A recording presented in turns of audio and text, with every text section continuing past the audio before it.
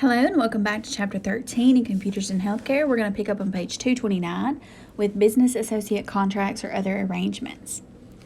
Business associates are organizations that conduct business on behalf of the covered entity. Example of business associates are contract coders, application service providers, transcription services, and billing services. These associates require access to PHI in order to do their jobs. Therefore, BAs are subject to the HIPAA security rule. In order for the business associates to gain access to the EPHI, they must assure the covered entity that they will protect the EPHI and will notify the covered entity of any failures to do so that result in a breach. There must be a business associate agreement, a BAA, between the covered entity and the business associate that meets the requirements established in HIPAA. BAs are liable for non-compliance with the HIPAA privacy and security rules just as if they are a covered entity. The BAA spells out the BA's responsibilities and how it should protect PHI.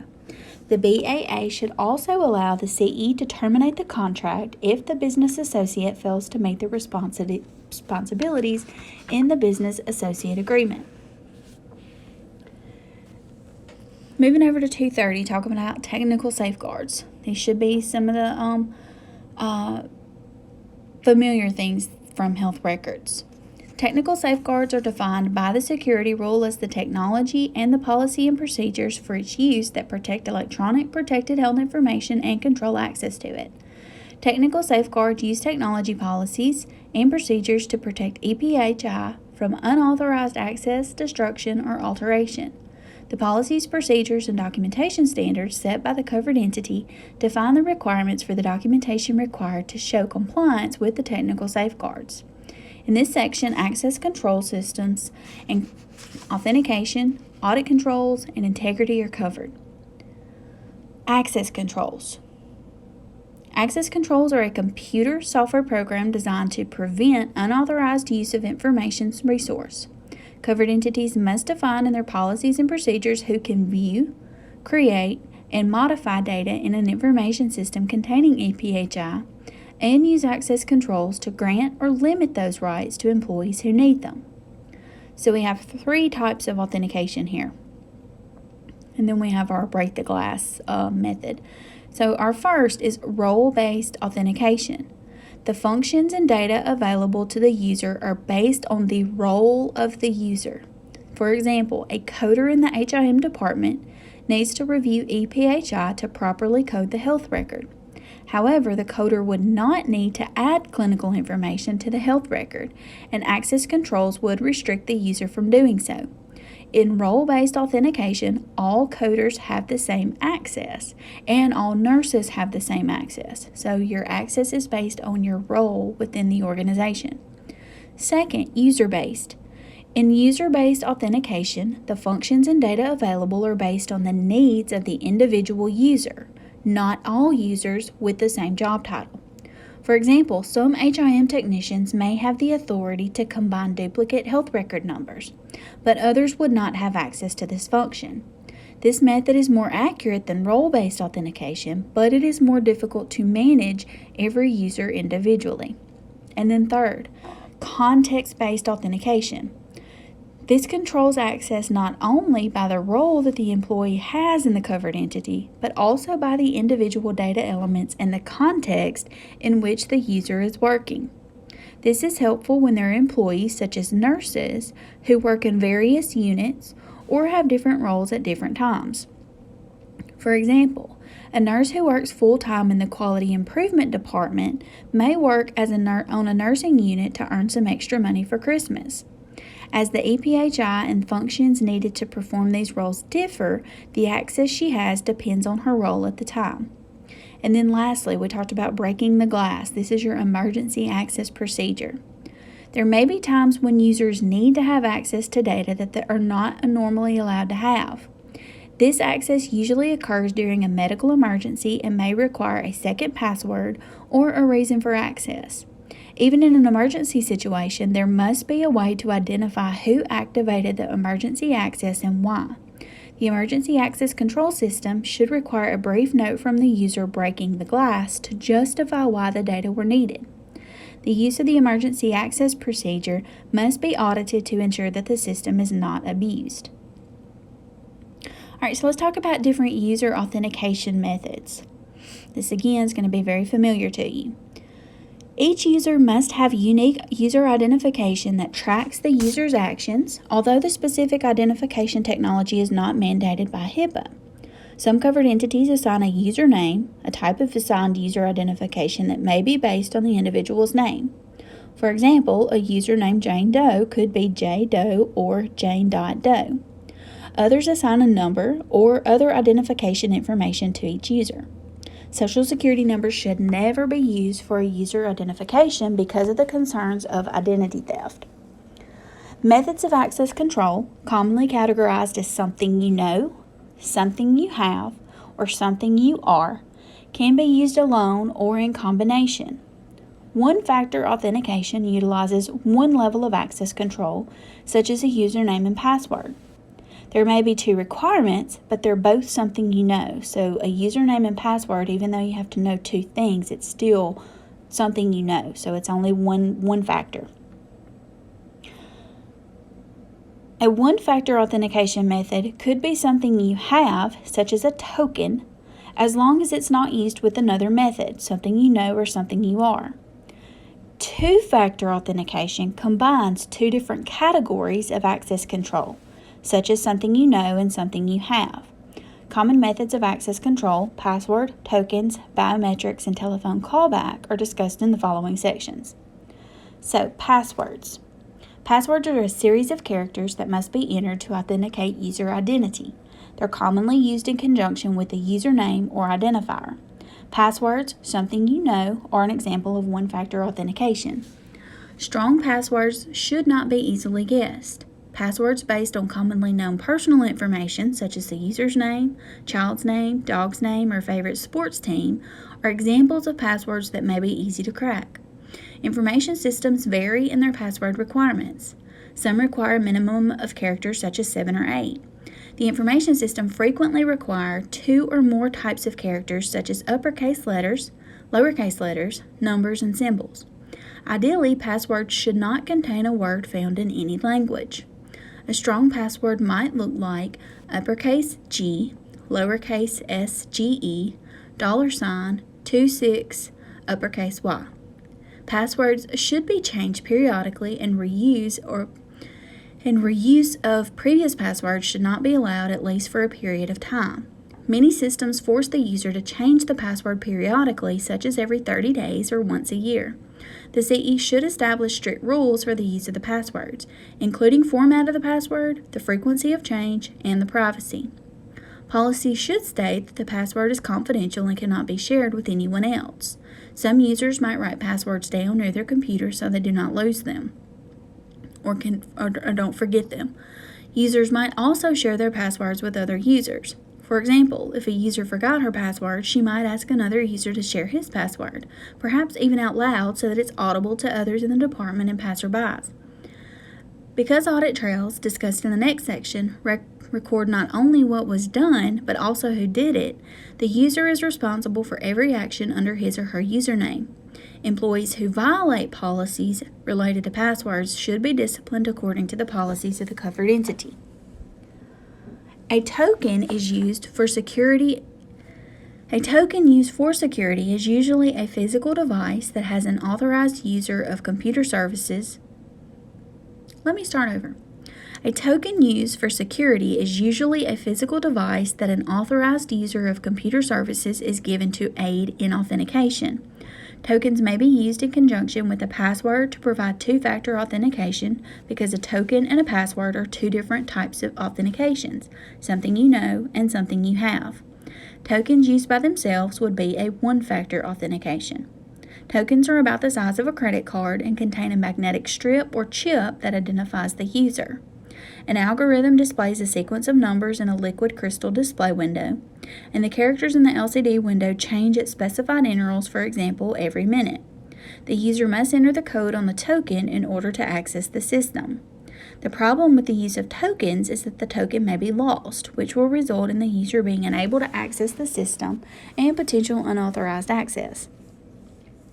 Biometric identifiers are based on a physical characteristic and are used to access the secure areas such as the data center and/or an information system.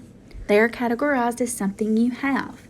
Retinal scans, fingerprints, facial recognition, and voice prints are biometric identifiers. This method is very secure because it is very difficult to forge a person's identity using biometric data. However, biometric identifiers are not without their problems. For example, latex gloves may alter an individual's fingerprint enough to make it unrecognizable, preventing access to the information system. Another form of entity authentication is telephone callback, which is most commonly used when users access the information system remotely, such as from their home. The user dials into the information system, and the information system requests the phone number from which the user call originates. If the phone number is an authorized number, the user is allowed into the information system. This method can be used by coders, transcriptionists, and others in the HIM department who work from home. This should not be the only form of entity authentication, so that an unauthorized user cannot call the phone number. One of the requirements in the HIPAA security rule technical safeguards is the automatic log off, which automatically logs the user off when the workstation is inactive for a specified period of time, such as 5 minutes. The amount of time should be a balance between the need for privacy and security and the need to give the user time to review the data. This automatic log off helps prevent unauthorized users from accessing EPHI when an authorized user walks away from the computer without logging out of the information system. Prior to this log off, a screensaver that blanks out the screen after a brief period of inactivity should be activated so the passing individual would not see EPHI. Alright, moving on to audit controls. The CE must monitor the security program once it is implemented. One monitoring component required by HIPAA is implementing audit controls, the mechanisms that record and examine activity in information systems. Audit controls serve 4 purposes. Hold the individual user personally responsible for their actions. Use an investigation tool to identify cause of problems, the extent of the problem, and the way to restore the system back to normal operations. Use real-time monitoring to identify breaches, technical problems, and other security issues quickly. And watch for intrusions into the system so that intrusion can be stopped before the breach occurs. Audit trails are the record of these system activities such as log in, log out, unsuccessful logins, print, query, and other actions. It also records user ID information and the date and time of the activity. System level controls monitor log on and log off activity and applications accessed by the user. Application level controls track what systems were used, what the user saw, and what he or she did. User level controls record the actions the user initiated, such as resources accessed. Review of the audit trail can identify potential security incidents. Audits should be scheduled periodically but can also be performed when a problem is suspected, such as when a patient complains that his or her PHI has been released, or in response to a newspaper article or other suspected incidents. Security audit process should include triggers that identify the need for a closer inspection. These trigger events cannot be used as the sole basis of the review, but they can significantly reduce the amount of reviews performed. And these are some examples of our triggers, and they should be familiar to you. If a user has the same last name as a patient, if the patient is a celebrity, employee, or other public figure, access to sensitive diagnoses, whether it's psychiatric, AIDS, and so forth, care providers accessing a patient in whose care they are not involved. Dropping down to the next to the last paragraph on this page. Audit controls are not without their problems. One is that audit controls of the various information systems vary in their level of sophistication. Some are able to only record logins and not the specific records accessed. Also, recording audit trail data consumes resources, which may slow down the system and require a different server than that of the EPHI. In addition, to prevent alteration or destruction, access to the audit log should be restricted to a limited number of users who have a business need to access the information. Audit reduction tools Review the audit trail and compare it to the criteria specified by the covered entity, which eliminates routine entries such as the periodic backups. This means that backups and other routine maintenance would be removed from the reports from which audits are conducted. The audit reduction tools can look for behavior outside of the norm.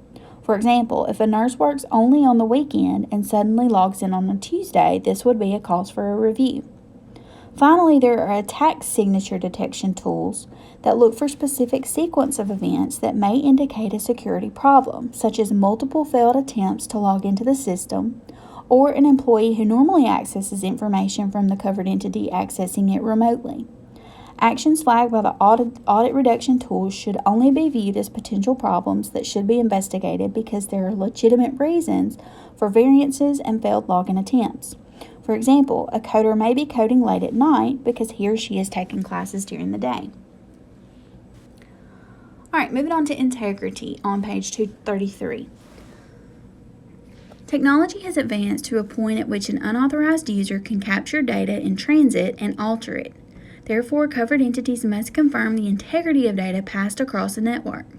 Integrity is the security principle that protects data from inappropriate modification or corruption. This includes both unintentional and intentional modifications and destructions. Unintentional modifications and destruction could occur if the wrong data are destroyed, the wrong backup is used to restore data, or an electrical fire destroys the computer. Examples of intentional modification and destruction include intentional deletion of data, introduction of virus software, and changing the amount that the employee owes to the healthcare facility for treatment provided. Data integrity is preserved when the message received is confirmed as identical to the one sent.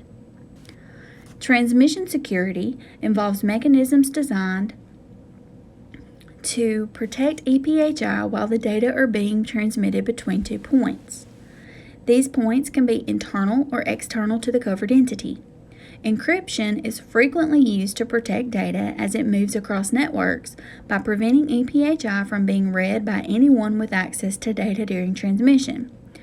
Encryption converts data from a readable form to an unintelligible text.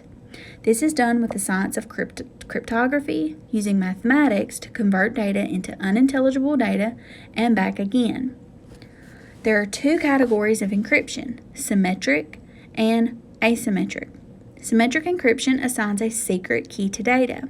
The computer sending the data uses the key to turn the message into the unintelligible format.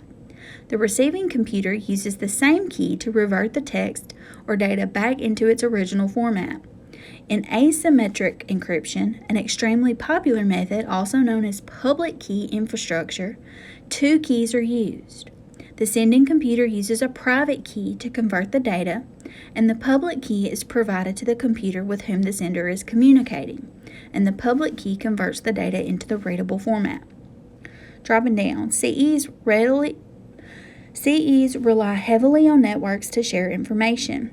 These networks frequently allow users across the covered entity's campus and beyond to access EPHI. HIPAA mandates the use of network security methods to protect the EPHI as it travels across the network. Network security uses technology to protect the data transmitted across the network, including firewalls and encryption. A firewall is a computer system or a combination of systems that provide a security barrier or support an access control policy between 2 networks or between a network and any other traffic outside the network. This gatekeeper is physically located between the routes of a public network like the internet and those of a private network. All data entering and leaving the covered entity must pass through the firewall, a process called packet filtering. The firewall evaluates the data based on user-defined rules. Dropping down to the bottom of that page, another way to protect data as it is transmitting is a virtual private network, or a VPN. A VPN creates a tunnel through the internet that allows data to be shared securely. It allows EPHI to be shared over a public network like the internet and still be protected. Intrusion detection systems monitor networks and information systems to catch hackers and other intruders. These systems identify security issues An intrusion detection system is flexible in that it allows the covered entity to customize the monitoring by adjusting the level of detection that the system is performing. The intrusion detection system assists the information system staff in monitoring the traffic on the internet to ensure that it is legitimate and does not contain anything that will harm the APHI or other data stored on the databases, such as malware. Alright, so let's talk about malware. Malicious software, also known as malware, is designed to harm a computer. Some malware is more of a nuisance, whereas others destroy data or other files that may prevent the computer from operating or can steal data. HIPAA mandates that covered entities take steps to protect data and information systems from malware. If malware is introduced into computers in the HIM department, it spreads and can ultimately mean that most, if not all, of the computers in the department are affected. If the computers are unusable, then most of the work in the department would be at a standstill. In this event, the contingency plan discussed earlier would be implemented. Alright, let's skip down a little bit. So not only can malware harm computers, it can harm biomedical devices. A biomedical device is an article, instrument, apparatus, or machine that is used in the prevention, diagnosis, or treatment of illness or disease, or for detecting, measuring, restoring, correcting, or modifying the structure or function of the body for some health purpose. So examples of our biomedical devices are pacemakers and our fetal monitoring systems. Alright, so let's get into the actual different types of malware. So first we're going to talk about is a virus. And you should remember most of these also from health records. Alright, so let's talk about a virus first. A virus propagates by inserting a copy of itself into and becoming part of another program. It spreads from one computer to another. The term virus is commonly used to indicate malware, but it is technically a specific type of malware. Viruses are designed to do a variety of destructive behaviors. For example, viruses can destroy data or damage the software that starts the computer. Viruses are frequently spread through email through an attachment that is activated when opened. They can spread through the email server and even the user's contact list in the email. Next, we have worms. A worm is a standalone software that does not require a host program or human to help propagate. The worm is programmed to install itself onto a computer attached to a computer network and then moves to all computers on the network. It may harm the system or initiate a denial of service. The worm frequently spreads through email attachments as well as files downloaded from the internet. The worm spreads to the email server and then to all of the users listed in the contact list in an email. Next, we have Trojans. A Trojan is a type of malware that gives the appearance that it's perfectly legitimate software. This tricks the user into accessing it. Once accessed, the Trojan can perform a variety of actions, including pop-ups, deleting data, creating backdoors, and other actions. Then we have bots. I don't think we ever talked about bots in health records, so this one's a new one. Bots perform automated tasks such as gathering information and instant messaging, thus relieving a person the responsibility of doing it. These actions can be good or bad, depending on who initiates the bots and for what purposes. A bot can be used to locate and access information stored on the computer, such as passwords, usernames, credit card numbers, and other information. It can also be used to record keystrokes. The bot can be introduced into the computer by email or social media. The computer can be protected from bots in many ways, including the use of firewalls, keeping software up to date, and using anti-malware software. Next, we have spyware. Spyware can be used to track keystrokes and passwords, monitor websites visited, or other actions and report these actions to the designated person or organization. Spyware is often classified as system monitors, adware, or tracking cookies. Computers are frequently infected with spyware through email and downloaded files. The spyware may slow down the computer system because of its increased activity. It contributes to identity theft and other breaches of privacy by sharing information. Essentially, spyware records computer usage without the user's knowledge and then provides this information to someone with whom the user may not want to share the information. Anti-malware software would find and delete the spyware. Then we have phishing. Phishing is a scam by which an email user is duped into revealing personal or confidential information which the scammer can use illicitly. The email received may look official, but it is not. Its intent is to capture usernames, passwords, account numbers, and any other personal information. Users should be cautious in giving out confidential information such as passwords, credit card numbers, and social security numbers, as many requests for this information received via email is a phishing scam. And last but not least, we have ransomware. Ransomware is a type of malicious software that prohibits access to information systems in an organization. The ransomware programmer may demand money before they will deactivate the ransomware. Unfortunately, this type of malware is gaining in use. Use of ransomware rose by 250% in 2015. This can have a major impact on a healthcare provider if it is unable to access the information needed in order to care for its patients. And you can read through there about an example of what happened to a system that tried to they actually had to pay to get information back, or access to their system back. All right, covering our last section, we're going to talk about physical safeguards. Starting over on 237. Physical safeguards are an important part of security. The security rule defines physical safeguards as physical measures, policies, and procedures to protect a covered entity's electronic information systems and related buildings and equipment from natural and environmental hazards and unauthorized intrusion. Physical safeguards protect the hardware and software related to the EPHI. The physical plant and equipment must be protected from intentional and unintentional tampering or destruction. The hardware must be protected from natural disasters such as tornadoes and floods. It must also be protected from fire, theft, and intentional tampering. All right, so let's talk about facility access controls. The covered entity must implement facility access controls, which limit physical access to the data center and software to only authorized information system staff. Facilities access controls must be documented in the policies and procedures. Access to the data center can be controlled by card keys, access codes, or other control methods. The fact that an individual is a member of the workforce does not authorize him or her to be in the data center. Access to the data center should be limited to individuals with a business need, such computer technicians and employees who work in the data center. There must also be policies and procedures regarding the handling of contractors and service technicians. In the event of a system outage, the appropriate staff and contractors must be able to access the system so that the system can be operational as quickly as possible. Individuals with authorized access should wear a picture identification tag at all times.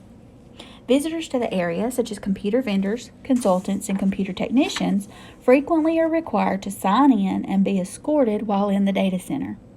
Cameras may be used to record individuals going into the data center and other areas where hardware is located. The video can be used to determine who had access to the data center or other critical areas in the event of a security incident. All right, let's talk about workstation use. Moving over to 238. Workstations include not only desktop computers, but also handheld devices, laptops, and other pieces of equipment that manage EPHI. Workstations must be protected from unauthorized access. This can be accomplished in a number of ways, such as placing workstations behind closed doors or other types of barriers. Blackout screens can be used to prevent unauthorized users from seeing the content on the screen when walking by or looking at it over the shoulder of the user. Policies and procedures should be in place to protect the workstations from viruses, breaches of privacy, and other practices. Workstations, including computers, tablets, and laptops that access EPHI, should be used appropriately by the workforce members, and it is up to the covered entity to define what is appropriate. All right, let's talk about device and media controls. Media, which includes computer hard drives and removable digital storage, must also be protected from loss and destruction. Examples of removable digital storage are external hard drives, thumb drives, CDs, and optical discs. Media that store EPHI must have policies and procedures that control its movement and storage. Because media is small and easily portable, it is easy for employees to move the media and for it to get lost. It is also easily stolen.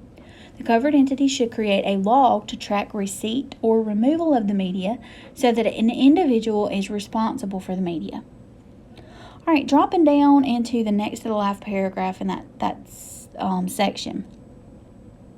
Once the media is no longer needed, there should be a formal process for its disposal. Workstations and other media cannot just be thrown away or sold.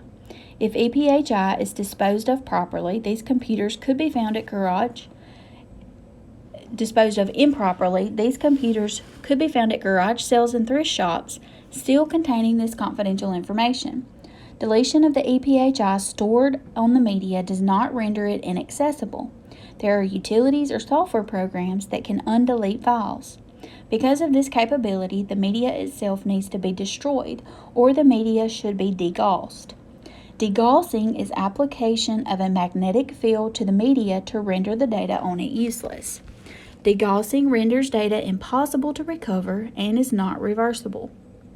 There may be times that the covered entity wishes to reuse media on which the EPHI is stored. For example, workstations frequently may be moved from one location to another to make way for more powerful workstations. The security rule allows the reuse of if the EPHI is removed according to policy. Electronic media, computers, and other hardware may be moved within the CE, but there must be a record of where all the workstations and media are at any given time and who is responsible for the equipment. All right, moving down to our mobile security. Mobile devices take many forms, including tablets, smartphones, and thumb drives, and are easily stolen, lost, or misplaced. Every item should have a property control tag attached so that the hardware can be tracked as it moves through the CE. This property control tag assigns a unique identifier to the hardware, allowing it to be inventoried. For example, the healthcare facility would need to know that hardware 12345 is a personal computer that is assigned to Mary Smith in the HIM department. All right, moving over to 239. Appropriate steps should be taken to investigate all lost and stolen devices. Staff members who use mobile devices should be trained on the associated privacy and security responsibilities, including physical security, logging off, and other operations. Some covered entities allow healthcare providers to access EPHI on their personal tablet or phone. This practice is known as bring your own device. If BYOD is used, there must be policies and procedures in place to address security issues such as encryption and remote wipe. Remote wipe is used when data must be deleted from the mobile device remotely because it has been lost or stolen. It could also be used when an employee ceases to work at the healthcare facility. As discussed earlier, media can be destroyed by natural disaster or fire. Healthcare facilities should have contacts with restoration companies in place in advance of a natural disaster so that efforts to repair the damage from water, fire, mold, chemical spills, and more can occur quickly. These types of events support the need for the backups as described earlier.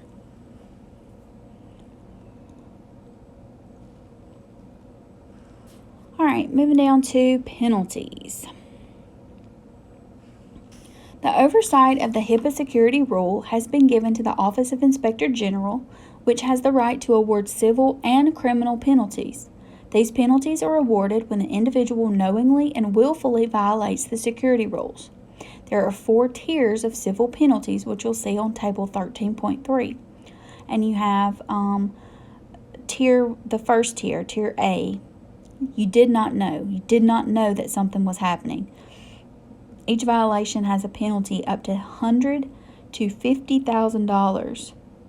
And all such violations of an identical provision in the calendar year could be up to $1.5 million.